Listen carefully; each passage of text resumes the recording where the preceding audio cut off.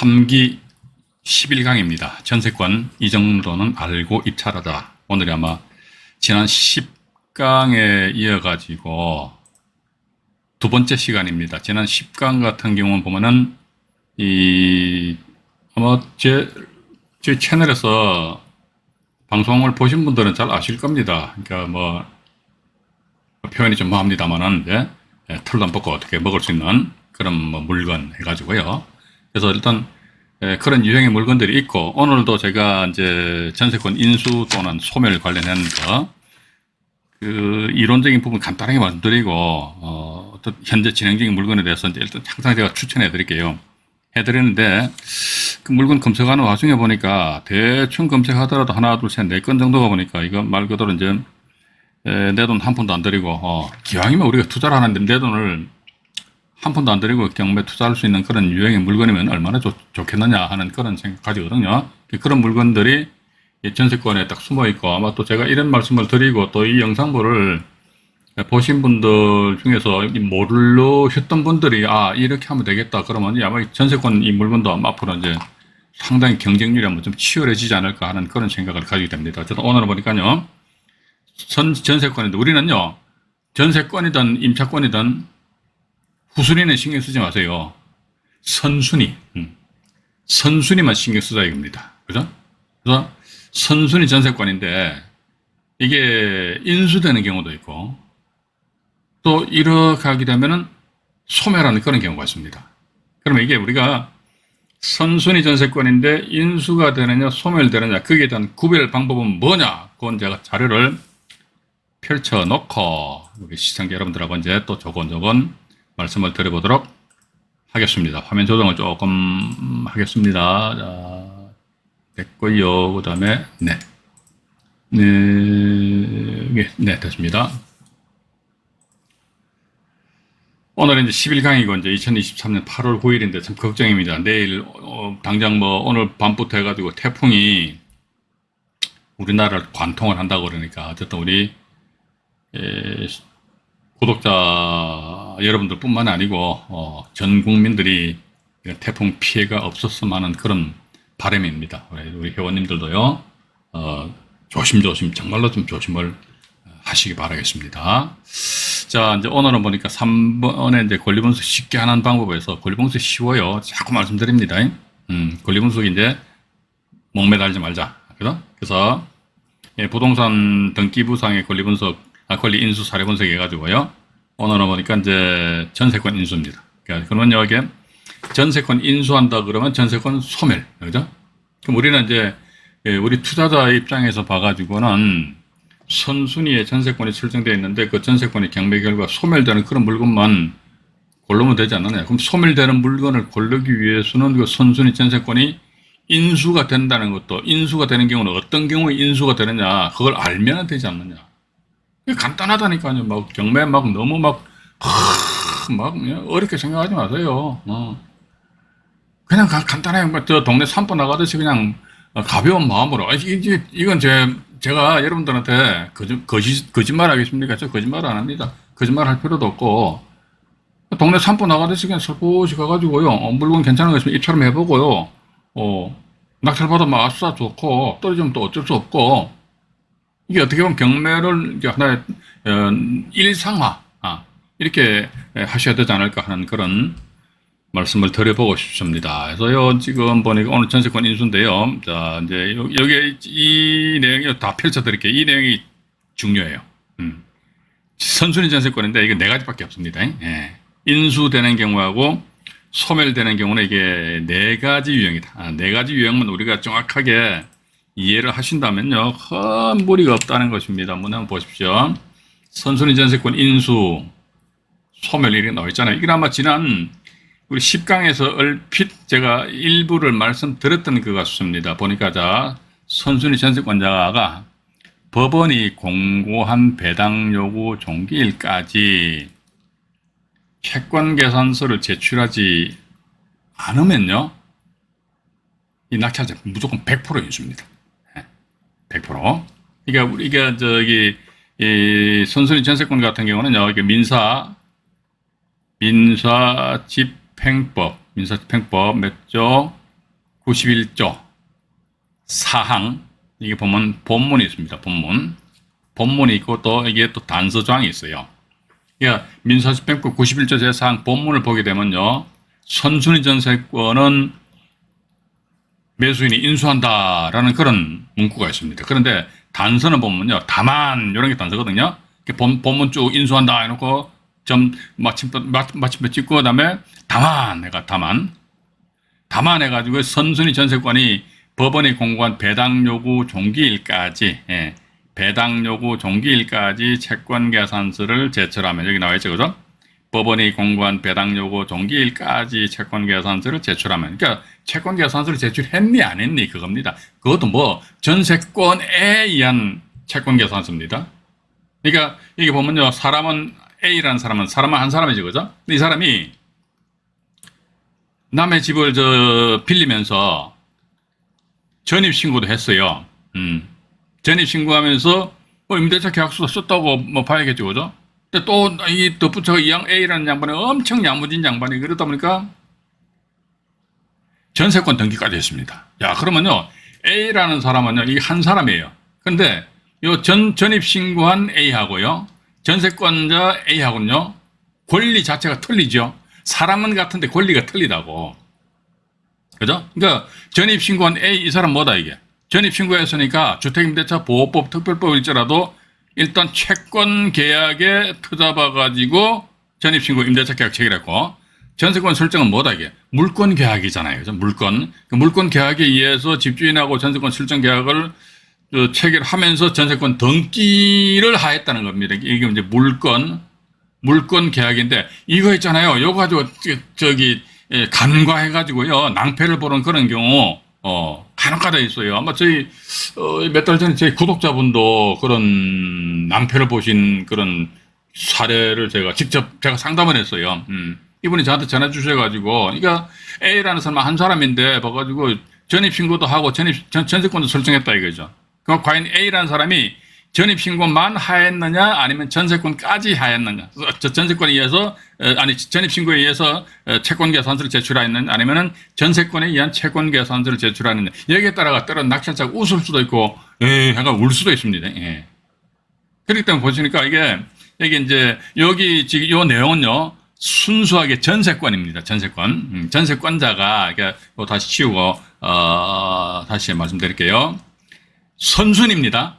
후순위는 신경 쓰지 마세요. 왜? 낙찰자 나하고 관계없으니까 지가 뭐 전세금 다 받아가든지 말든지, 우리 그런까지 신경 쓸 여유가 없어요. 여러분들 그렇게 신경 쓰실 여유가 있습니까? 저는 여유 없습니다. 그래서 이게 우리는 뭐만 신경 쓰면 된다. 어쨌든 봐가 선순위 전세권, 선순위 임차권, 선순위 가등기, 선순위 지상권 말이지. 그죠? 어쨌든 말소 소멸 기준 권리보다도 먼저 앞서 설정되어 있는 이런 권리들만 딱 째려보자는 거죠. 뒤에 있는 애들 쳐다보지 말아요. 그러니까, 근데 여기서는 선순위 전세권이니까 채권 계산서를 제출 안 했네? 안 하면 인수입니다. 그러니까 이게 전세권자가, 여기 보십시오. 이게 선순위의 전세권이 설정하였는데, 그 어디에 뭐 저당권이 설정되었다 치자 이거예요.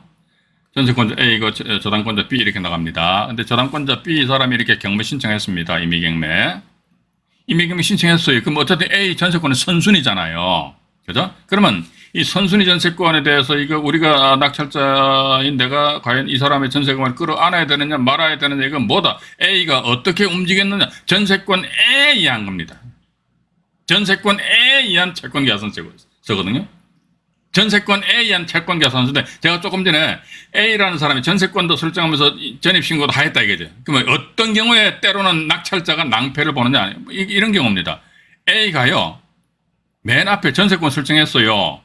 그 다음에 B가 저당권 설정했습니다. A가 저당권 이후에 전입신고했어요. B 저당권자가 요렇듯해서 임의경매 신청했단 말이에요.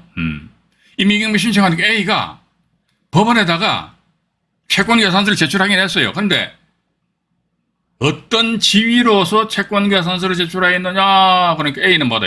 전입신고한 임차인의 지위로서. A는 임차인의 지위도 가지면서 전세권자의 지위, 두 가지 그 지위를 가집니다. 근데 이 사람은 아니야, 나는 그냥 권리신고 및 배당 요구 신청서를 제출할까. 요런 내용은요, 우리가 법원 문건 접수 내역 아니십니까? 그거 찬찬히 보시게 되면요. 만약에 A라는 사람이 임차인으로서 법원에다가 채권계산서를 제출했다고 하면요. 임차인 A 권리신고 및 배당 요구 신청 가로 열고 주택임대차 계약서 뭐 이런 식으로 이제 표시되어 있습니다. 아니면 또 이 사람이 전세권에 의해서 배당 신청했다면 전세권 A 분명히 뭡니까 법원 문건 접수 내역에 표시가 되어 있다는 거예요. 근데 이 건 같은 경우 만약에 A가 말이죠. 임차인으로서 배당 신청했다 이거죠. 그러면 이 A는 뭐다? 임차인으로서는요. 낙찰자한테 대항을 할 수 있다 없다? 없어요. 임차인으로서는 대항을 못 해. 왜? 저당권보다 나중에 전입신고했으니까. 이 임차인은 죽는 거예요. 그런데 똑같은 사람인데 이 사람이 임차인 말고 전세권도 또 가지고 있네? 예? 근데 전세권 뭐예요? 앞서 있잖아. 그죠? 선순위니까 전세권에 의해서 낙찰자한테 대항할 수 있는데 문제는 뭐냐? 이 사람이 전세권에 의해서 채권계산서를 제출하면 야도 죽어버린단 말이에요. 근데 이 A는 이 전세권에 채권계산서 제출한 게 아니고 임차인으로서 채권계산서 제출했다. 그러면 전세권은 불소멸. 그죠? 전세권 불소멸. 근데 우리 이런 게 간혹 실수하는 사람 있어요. 있으니까 이것도 아마 제가 조금 전에 말씀 안 드렸습니까? 몇 달 전에 제 채널 구독자분이 저한테 헐레벌떡 전화를 주셨더라고요. 봐가지고 임차인으로서 배당 신청했는데 본인은 전세권에 의한 배당 신청한 걸로 봐가지고 전세권의 경매시 매각으로 다 말소 배당 요구했으니까 여기 있잖아요.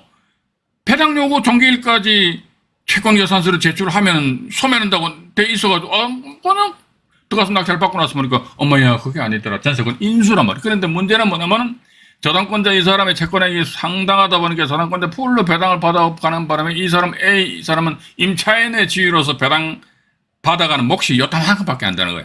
그럼 본인이 우리가 아니십니까? 어떤 경매 투자 활동을 하는 데 있어 가지고 어떤 권리를 인수를 한다는 것을 내가 입찰하기 전에 인지를 하고 입찰 투자 활동하면 괜찮아요. 알고서. 그런데 전혀 인지를 못 하는 거야. 나는 요것만 낙찰 받게 되면은 추가로 내가 지급해야 될 비용이 발생이 안 되겠거니 하고 입찰 들어가서 아싸 낙찰 받고 나서 나중에 딱 뒤돌아보니까 엄마나 해가지고 이런 전세권을 인수를 해야 된다면은 불척에 예측을 할 수 없잖아요. 본인이 예측을 못해, 전혀 생각을 못한 거야. 그럼 이런 경우 뭡니까? 낭패를 보면서 때려는 봐가지고 실패한 투자가 될 수도 있다. 제가 이렇게 말씀드리는 것이 조금 아마 그 경매 공부해 보신 분들은 다들 뭐 아실 겁니다. 아시고 제가 오늘도 보니까 인수되는 전세권, 소멸되는 전세권, 이것도 오늘 제가 여러분들한테 물건 다 말씀 못 드려요. 전부 다 현재 경매 진행 중입니다. 진행 중인 건데, 특히 소멸되는 전세권 하니까 하나, 둘, 셋, 넷, 다섯, 여섯, 일곱, 여덟, 9건 정도 뽑아놨습니다. 이것도 제가 방송하기 직전에, 여러 수십 시간 걸린 것도 아니고요.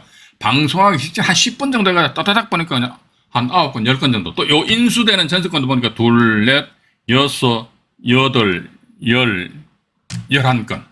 오늘 총 방송하기 직전에 20건 정도를 전세권, 선순위 전세권은 인수 전세권, 소멸 전세권 이게 뽑았단 말이죠. 그죠?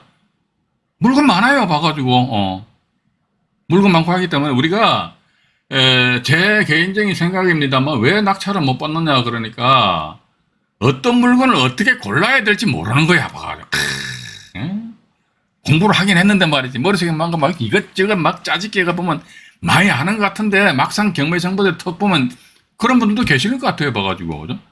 근데 제가 조금 전에 말씀 안 드렸지만 이건 제 자랑이 아니고 소멸되는 전세권에다 또 특히 아까도 말씀드렸습니다만 내 돈 한 푼도 안 들이고 소위 낙찰 받을 수 있는 물건 하니까 부산지법, 창원지법, 진주지원, 남부지법, 요것도 대구도 보면 대구 서부지방법원도 있더라고요. 서부지원. 그러니까 대구 지방법원하고 대구 서부지원 해가지고요.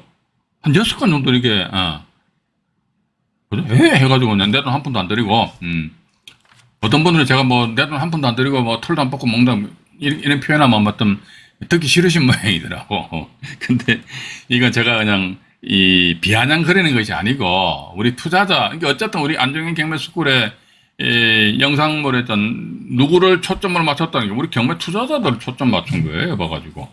경매 투자자들 위주로 초점 맞췄는데, 그래서 덧붙여가지고 채권자들의 입장이라면요, 요거 지금 제가 말씀드리는 것을 까끌로 해석을 하면 됩니다.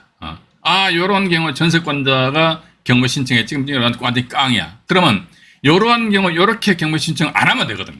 안 하면 전세권이 꽝이 안 된단 말이죠. 근데 그걸 모르는 거야. 그냥 하는 거야.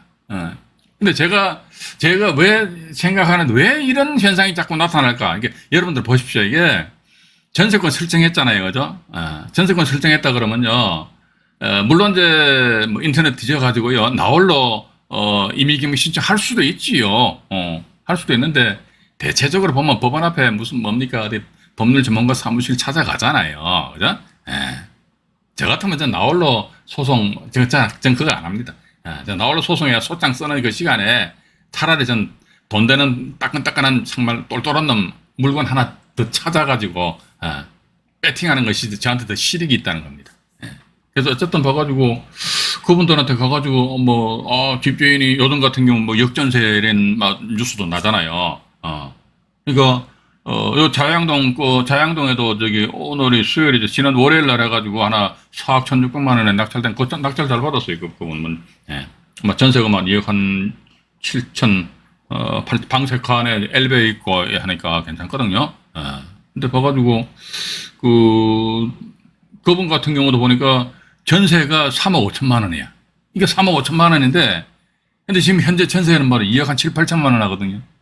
그럼 봐봐, 집주인은 전세 건물 반환해 줄 그런 여력이 없어.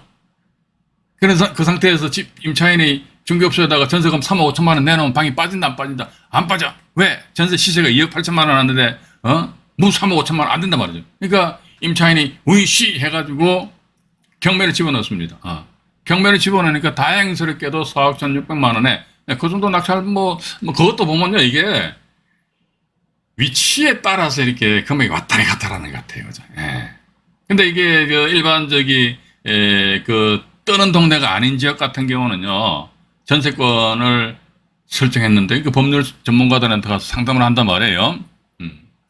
제가 전세권을 설정했는데요, 집주인이 저 인간이 전세 기간이 끝났는데 불구하고 방 빼서 나가라고 그러는데요, 역전세 돼가지고 전세금이 막 다운됐는데요, 집주인은 전세금 돌려줄 생각을 안 하는데요, 어떻게 하면 될까요? 그러면 지금 임대차 계약 체결했어요, 전세권 설정했어요, 전세권 설정했어요. 그럼 임의경매 신청해버려. 아마 이렇게 이야기할 것 같습니다. 제가 볼 적에는. 그런 식으로 이게 단순하게 이게 경매 신청을 하는 방법도 보면은 단순하게 법리적으로 따지면 안 된다니까 봐가지고. 이게 경매를 알아야 됩니다. 이게, 그러니까 집주인이 전세금 반환을 안 해주잖아요. 안 해주게 되면 어떻게 됩니까? 임차인은 자기가 강제력을 동원해서라도 그 집을 경매 신청해가지고 자기 전세금을 회수해야 될 거 아닙니까? 근데 법률 전문가한테 가지고, 법률 전문가한테 찾아간다는 게 뭡니까? 임차인들은 법률적인 지식이 없으니까 돈을 들이면서까지도 법률 전문가한테 가가지고 상담을 하는데, 전세권 설정했는데 그럼 임의경매 신청해버려! 우리 경매인 입장에서는 좋다니까. 전세권자 입장에서는 이제 임차인 입장에서 안 좋다니까요. 경매 신청해버려! 자, 보시면 여기 나와 있잖아요. 자, 보면, 여기 또 나옵니다. 자. 경매 신청해버려! 전세권자가 임의경매 할 수 있어! 선순위 전세권자가 임의경매 할 수 있어! 했어요. 어머야, 전세권 소멸돼버리네. 임의경매 신청 소멸돼버려요, 보조가. 이게 전세권자가 임의경매 신청, 여기 또 2번 같은 경우는요, 잘 보셔야 돼요. 전세권자가 강제경매 신청했다, 이게. 전세권자가 강제경매라는 건 뭡니까? 집주인을 상대로 전세금 반환 청구 소송 제기할 거 아닙니까? 전세금 달라 말이지, 왜 안 주냐, 인간은 말이지. 성질 나잖아요. 그래서, 전세금 반환 청구 소송하면 법원에서는 이게 명명백백한 사실행위잖아요. 판사 입장에서 이거 질질 끌 필요도 없을 것 같아요. 집주인하고 임차인 둘이 불러가지고, 집주인 전세 계약 기간 언제 끝났네? 네. 그럼 전세금 돌려줘야지, 안 돌려줘야지. 예, 지금 돈이 없어. 돌려줘, 땡끝.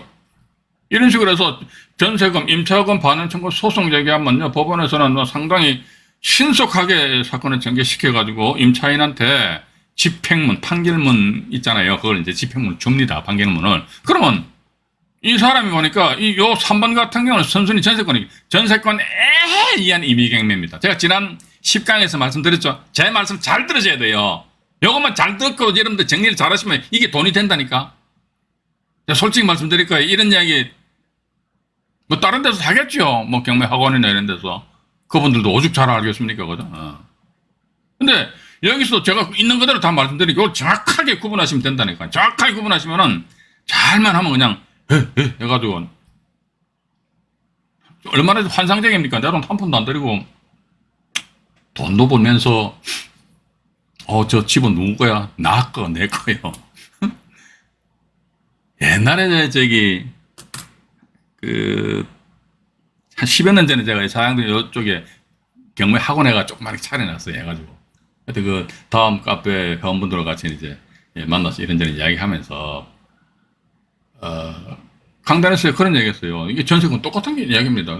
전세권 해가지고 10년 전이나 지금이나 전세권 관련해서 변한 게 별로 없거든요. 그래서, 이거 잘만하면 말이지. 내 돈 한 푼도 안 들이고 그냥, 오히려 돈을 벌면서도 저 부동산 내게 되는 그런 유행 물건이 있습니다. 그러니까 어떤 여자분이, 그런 게 어딨어요. 상대방이 그렇게 이야기하면요. 면전에서 그렇게, 이야기하면 그 싸가지 없어요. 싸가지 없어. 그죠? 설사 상대방이 이렇게 거짓말을 한다 손 치더라도 좀 점잖하게 해야 되는데, 그런 게 어딨어요. 저는 그래서 그분 한 사람, 그때라면 번개 모임이었던 것 같습니다. 근데 그분 한 사람으로 인해가지고 그 이야기 안 해줘 버렸어요. 같이 온 사람들한테 이야기 안 해줬다니까. 제가 기분 나빠 이야기 안 했다니까 봐가지고. 뭐 이 말씀을 또 그분이 보고 계실는지는 모르겠습니다만은, 어쨌든 봐가지고요. 자, 보십시오. 다시. 선순위 전세권자가 임의경매 신청하였다. 제가 지난 10강에서 말씀드렸죠. 전세권은 뭐라고 했습니까? 전세권은 원칙은 전세 목적물을 사용하고 수익할 수 있는 용익 물건이라고 그랬잖아요. 용익. 사용 수익권입니다. 그런데 아파트 등 공동주택에 설정된 전세권이나 아파트 등, 그죠? 또는 단독주택인데 이것도 보면 토지 등기부하고 건물 등기부에 토지 및 건물 전부의 전세권을 설정을 하였다더라. 그죠? 요로 했을 경우는요, 따로의 이번처럼 말이죠. 전세권자가 집주인을 상대로 전세권 반환 청구 소송을 제기할 필요가 없이 전세권에 의해서 다이렉트로 확 임의경매 신청할 수 있다. 이거 법 규정에 나와 있다니까요. 임의경매 신청을 할 수가 있다더라. 그렇기 때문에 이러한 전세권은 이게 앞에 이제 이게 이런 용어 어떻게 합니까? 특수한 용익 물건 이렇게. 이게 물권법정에 나와 있어요. 그러니까 전세권에 의한, 지금 제가 그럽니다. 전세권에 의한 임의경매입니다. 그죠? 전세권에 의한 임의경매니까. 근데 이건 강제경매는 판결문에 의한 강제경매잖아요. 그죠? 판결문 등 집행관은 판결문이라든지, 판결문은 또 공정음 있잖아요. 공정음이라든지 또 조정 조서 그런 게 있는데, 이런 거 이게 중요한 게 아니야. 어떻게 중요하냐? 그러니까 봐가지고 전세권에 의한 임의경매냐, 판결문 등 집행권에 의한 강제경매냐. 그러니까 전세권에 의한 임의경매 하였다면 전세권은 어떻게 한다더라? 소멸한다. 왜 소멸하느냐? 전세권자가 이거 왜 소멸하냐? 그 이유가 있어야 될 소멸하는 이유가 있어야 됩니다. 그냥 소멸해. 묻지 마. 짜증나. 그렇게 강요하면 안 돼요. 그 사람은 실력이 없어. 그러니까 그럼 전세권자가 임의경매 신청하였다 하더라. 그럼 전세권은 왜 소멸하는 이유가 뭐지? 전세권자가 임의경매, 전세권자가 임의경매 신청을 하였다 하더라. 전세권자 임의경매 신청한 것은 이게 이 전세권자는 자기가 왜 경매 신청했습니까? 전세권자 임의경매 신청 왜 했어요? 자기 전세금 받으려고 임의경매 신청한 거 아닙니까? 그러니까 심심해서 임의경매 신청했어요? 그건 아니지. 그럼 미친놈 없지. 맞잖아요. 그죠? 그러니까 너 왜 임의경매 신청했냐? 나 있잖아. 집주인이 있는데 보증금 안 주기 때문에 내 보증금을 회수하기 위한 것이다. 따라서 이 보증금 회수하기 위해서 여기서 전세권자 임의경매 신청했다는 것은 전세권자는 배당 신청한 것으로 봅니다. 자, 그러면 여기 보니까 잘 들으세요. 민사집행법 91조 제4항 단서 조항을 딱 보게 되면요. 이 민사집행법 91조 제4항 본문입니다. 본문 같은 경우는 보면 선순위 전세권은 매수인이 인수한다. 이거 당연하죠. 근데 단서 조항을 보게 되면요.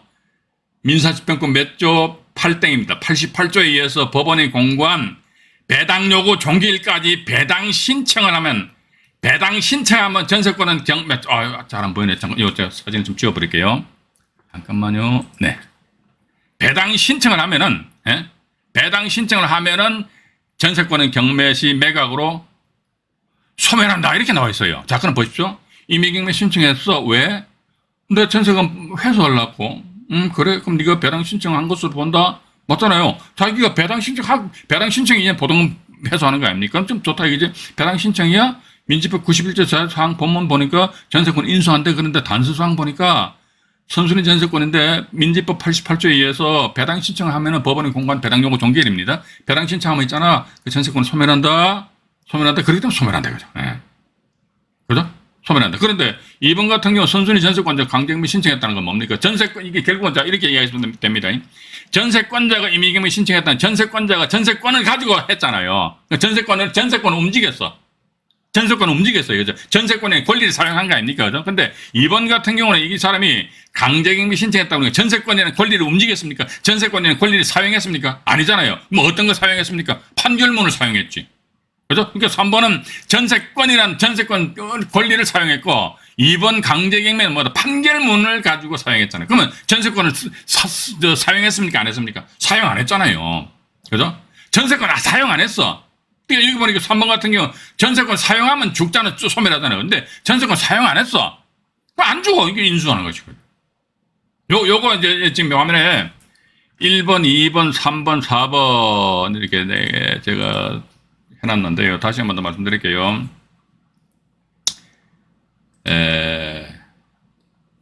선순위 전세권자가 법원의 공고한 배당 요구 종결까지 채권 계산서를 제출하지 않으면은 무조건 인수해요.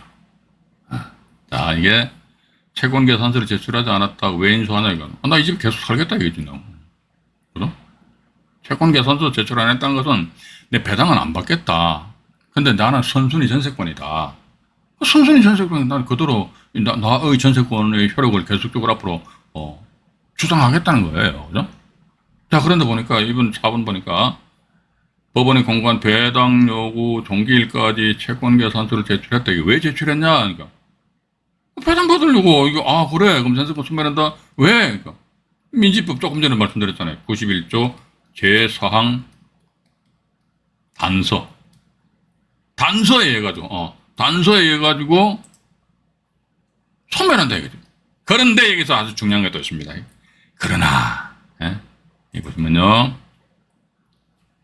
이거 참, 이게 막 고난이도예요. 어떻게 보면 막 제가 다른 영상물에서도 말씀드렸는데 이게 막 우리가요, 법안경매 투자 활동하는 게 막 고등수학을 푸는 거 아니에요. 그냥 일반적인 거예요, 일반. 근데 우리가 요런 아주 단순한 건데 이거, 간과해버리면요, 나중에 내 낭패를 본다니까. 그래서 보니까, 그러나 뭐, 배당 신청, 철회 신청을, 이렇게 간혹가다. 왜냐면 이게, 여기 선순위에 A라는 사람이 전세권 설정했어요. B라는 사람이 저당권 설정했다는 것이죠. B가 담보권신에게 임의금이 신청했습니다. 그러니까 A가 임의금이 신청하면 법원에서는요, 이제 민사집행법 규정에 의하면 이제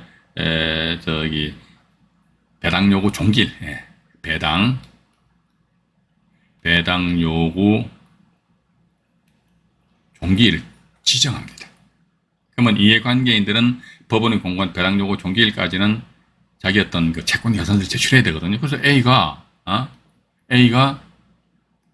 채권 계산서를 제출했습니다. 여기 나와 있잖아요. 채권 계산서를 제출하면 어떻게? 소멸한다. 이 근거 법규 다시 말씀드릴게요. 민지법 91조 4 제4항 단서조항에 나와 있습니다. 소멸한다 이거죠. 그게 봐가지고 이제 이걸 뭐 예를 들자면 이제 갑이라는 사람 말이죠. 이 사람이 채권 계산서를 제출하였구나. 요것만 딱 보고 아싸 해가지고 입찰 들어가서 낙찰 받았는데 요 인간이 말이지 A라는 사람 말이지 배당 요구 종기일 이제는 말이지 채권 계산 제출했던 것을 나는 배당 안 받을게요 해가지고 배당 신청 어떻게 철회 신청을 요런 경우 간간히 있습니다. 왜 하냐? 그거 따지지 말아요. 그 A 마음이지. 그 A 뱃속에 들어가 보지도 않았는데 그걸 제가 어떻게 합니까? 이런 거 질문하시면 안 돼요. 왜 철회하냐, 이게. 그건 모르지, 제가. 집주인하고 뭐 짜고 치는 고스톱을 해가지고 그냥 하는 건 그건 좀 모르겠다, 이게. 어쨌든 봐가지고. 근데 이 갑이라는 사람은 A가 채권 계산 제출한 건 요것만 알고 철회 신청한 요것은 모르고 들어가서 낙찰 받고 나서 나중에 보니까 얼마나 해가지고 철회가 되면서 이 전세권자 만약에 전세 금액이 한 5억 정도 된다고 하면요. 낙찰자 5억 인수해야 됩니다. 그러면 갑 입장에서 봐가지고, 야, 내가 5억을 인수해야 되느냐? 아니면 차라리, 입찰 보던 건 몇천만 원을 떡 사먹을까? 차라리 5억 인수하는 것보다 입찰 보증. 웃으면 안 돼. 웃으면 안 되는데. 입찰 보증은 몇천만 원 떡 사먹는 게, 그런 사람도 주변에 많다니까요. 그죠? 그래서 혹시 이제 우리 시청자 여러분들 주변에서 경매하시는 분들 계시잖아요. 나 경매 많이 했어. 그 시금방 들면 안 돼요, 봐가지고. 오래 하면 할수록요, 이게 겸손해야 된다. 저는 그렇게 보고 있습니다. 저는 지금 현재 제가 이 바닥에 한 30년 더 됐어요. 더 뒹굴었는데, 하면 할수록 이게 까칠스럽고 어려운 것 같아요, 보니까. 예. 왜냐면 그전에는 뭣도 모르고 할 적에는요, 겁이 없잖아요. 그냥 막 했어. 근데 지금 지나고 나서 옛날 생각하는 게, 야, 그때 만약에 그러한 변수가 펴 튀어나서면 안정에 완전히 박살났다. 그런 물건들, 그런 건수가 몇 건 제법 있었어요, 봐가지고. 그래서 경매하시는 분들은 중에서는 이게, 지금 제가 이렇게 말씀드린 내용에 대해 가지고 좀 정확하게 진짜입니다. 정확하게 우리가 알고, 이제, 소위 덤벼들어야 되지 않겠느냐는 그런 생각을 가진다는 것입니다. 그래서 여기 보면요, 선순위 전세권 인수 또는 소멸 나와 있고요. 야, 이거 오늘 이제 하루로 끝마치려고 그러는데 이게 또 천상, 오늘이 8월 9일이죠. 8월 11일 날 해가지고, 이게 뭐 다음 페이지도 이게 있어요. 이게 참 말도 많고 달도 많은 2010막 900결정하고요.